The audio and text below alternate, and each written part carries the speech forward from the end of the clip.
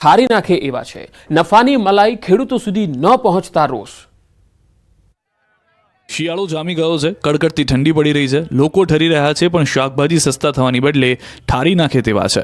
શાકભાજીના ભાવ સાંભળી સિસકારા નીકળી જશે। મોટાભાગના શાકના ભાવ છૂટક બજારમાં આવતા આવતા મોંઘા થઈ રહ્યા છે। લોકોને મોંઘા શાકભાજી ખરીદવાની નોબત આવી છે। જો કે આ ભાવ વધારાની મલાઈ લાચાર ખેડૂતોને નથી મળી રહી। ખેડૂતો પાસેથી સસ્તા શાકભાજી ખરીદી દલાલો, હોલસેલ બજારના વેપારીઓ લોકોને લૂંટી પોતે માલામાલ થઈ રહ્યા છે। મહેસાણામાં શાકભાજી પકવતા ખેડૂતોને પૂરતા ભાવ મળી રહ્યા નથી। ખેડૂતોને પૂરતા ભાવ ન મળતા ખેડૂતો હેરાન પરેશાન થઈ રહ્યા છે। બીજી તરફ ગ્રાહકોને મોંઘા ભાવે બજારમાં શાકભાજી વેચવામાં આવે છે, પરંતુ બજારમાં જે ભાવે શાકભાજી વેચાય છે તેના અડધા ભાવ પણ ખેડૂતોને મળતા નથી, જેથી ખેડૂતોએ વ્યથા ઠલવી છે।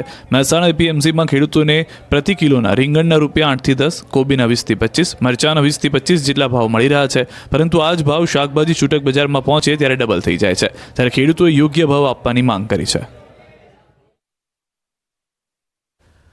જૂનાગઢ સગીર વયની દીકરી સાથે છેડતી થઈ ભર બજારે છેડતી કરનાર એક રોમિયો ઝડપાયો છે।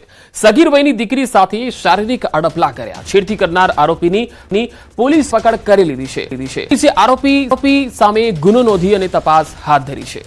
તો આખરે આ રોમિયો પકડાઈ ગયો છે। આરોપીએ બજારમાં જ સગીરા સાથે અડપલા કરવાની કોશિશ કરી હતી। અડપલા કરનાર આખરે આ વ્યક્તિને પોલીસે દબોચી લીધો છે।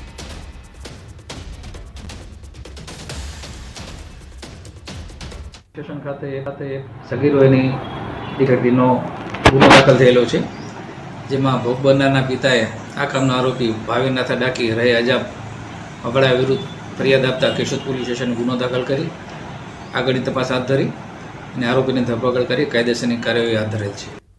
મધ્યપ્રદેશના અમરકંટકથી માં નર્મદાની 3500 કિલોમીટર લાંબી પરિક્રમાનો પ્રારંભ કારતક સુદ એકાદશીથી થાય છે, જેથી નર્મદા કિનારે પરિક્રમાવાસીની ભીડ જોવા મળે છે। આ પરિક્રમા અમરકંટકથી ગુજરાતના ભલાખાતને પાર કરી પુનઃ અમરકંટક જઈ ઓમકારેશ્વર મહાદેવ નર્મદા જળ ચઢાવી 3 થી 4 મહિના સુધી ચાલનારી મોટી નર્મદા પરિક્રમા છે।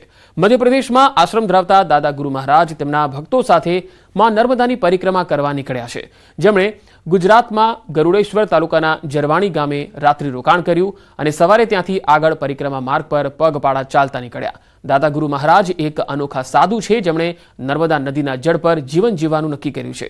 તેઓ છેલ્લા કેટલાક વર્ષોથી માત્ર નર્મદાનું જળ પીને જીવી રહ્યા છે।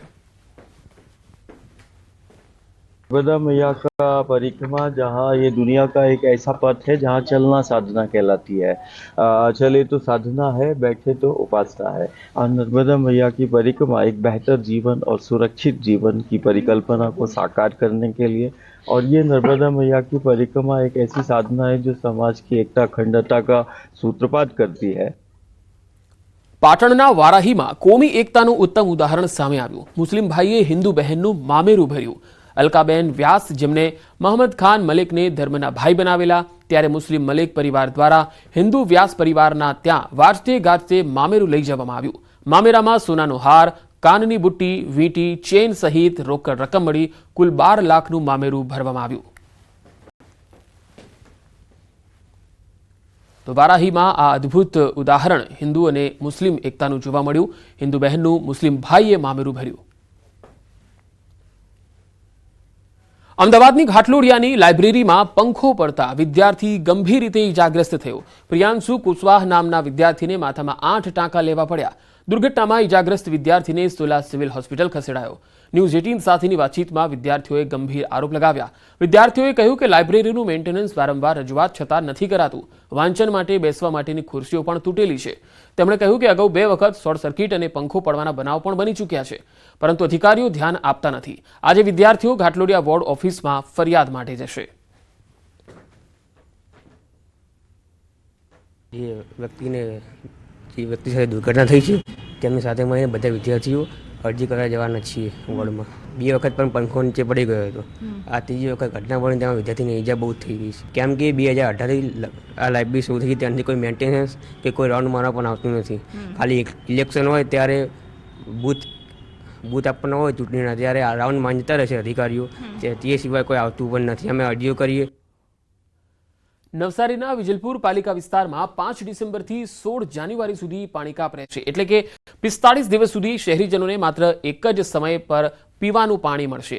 દક્ષિણ ગુજરાતની ઉકાઈ કાકરાપાર સિંચાઈ યોજના હેઠળ આવતી નહેરનું સમારકામ થવાનું છે, જેની અસર નવસારી શહેરીજનો પર જોવા મળશે. સાથે જ ગણદેવી અને સુપા વિસ્તારના ખેડૂતોને 45 દિવસ સુધી સિંચાઈ માટેનું પાણી કાપ રહેશે.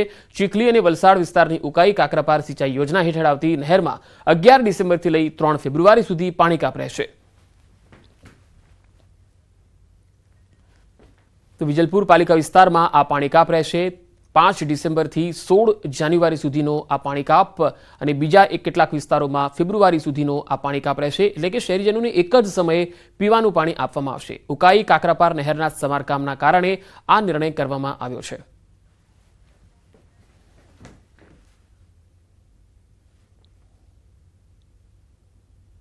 તો આ બુલેટિનમાં અત્યારે આટલું જ. નમસ્કાર.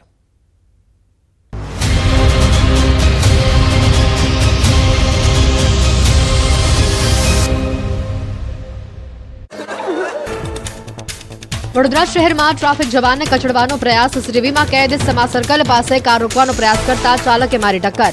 કાર ચાલકે સિગ્નલ તોડતા રોકવાનો કર્યો હતો પ્રયાસ. કાર ચાલક સામે ફરિયાદ નોંધી તપાસ શરૂ કરાઈ. વલસાડના પારડીમાં એટીએમ મશીનની કેબિનમાં ઘૂસ્યો સાપ. બેંક ઓફ ઇન્ડિયાના એટીએમ કેબિનમાં સાપ ઘૂસતા લોકોમાં ફફડાટ. જીવદયા ગ્રુપના સભ્યોએ બિનઝેરી સાપનું કર્યું રેસ્ક્યુ.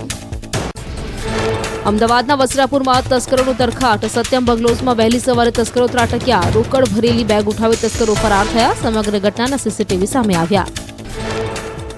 બીઝર કૌભાંડ મામલે મોટો ખુલાસો. સીઆઈડી ક્રાઇમના વડા રાજકુમાર પાંડ્યનનું નિવેદન. 5 થી 6 ક્રિકેટરોએ સ્કીમમાં કર્યું છે રોકાણ. ક્રિકેટરોએ 2 કરોડથી વધુનું રોકાણ કર્યું છે. ક્રિકેટરોના રોકાણ પર તપાસ કરાશે. ભૂપેન્દ્રસિંહની 22 જેટલી મિલકતો જપ્ત કરવાની કાર્યવાહી કરાશે. બિટકોઇનમાં પણ રોકાણ કર્યું છે, જે રકમ ફ્રીઝ કરાઈ છે. ભોગ બનનારને સામે આવવા પોલીસની અપીલ.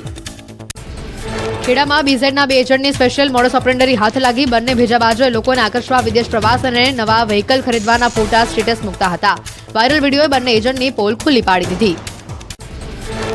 સાબરકાંઠામાં બીઝેડ કૌભાંડ મુદ્દે શિક્ષણ વિભાગ એક્શનમાં. પોન્ઝી સ્કીમ સાથે સંકળાયેલા શિક્ષકો સામે તવાઈ હાથ ધરાઈ. સ્કીમમાં શિક્ષકોના નામ સામે આવતા જ નિર્ણય. બીઝેડ સાથે સંકળાયેલા શિક્ષકોનો અહેવાલ તૈયાર કરવા આચાર્ય અને તાલુકા સ્તરે સૂચના. બીઝેડ ગ્રુપના કૌભાંડી ભૂપેન્દ્રસિંહ ઝાલાની મિલકત અંગે મોટો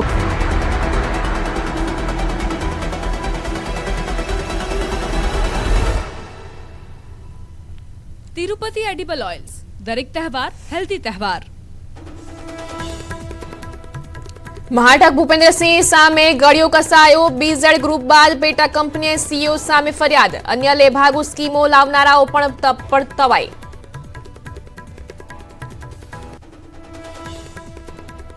પ્રદેશ કોંગ્રેસમાં નવા જૂનીના એંધાણ. અમિત ચાવડાએ બોલાવી બેઠક. જનમંચ કાર્યક્રમનો રોડમેપ તૈયાર કરાશે.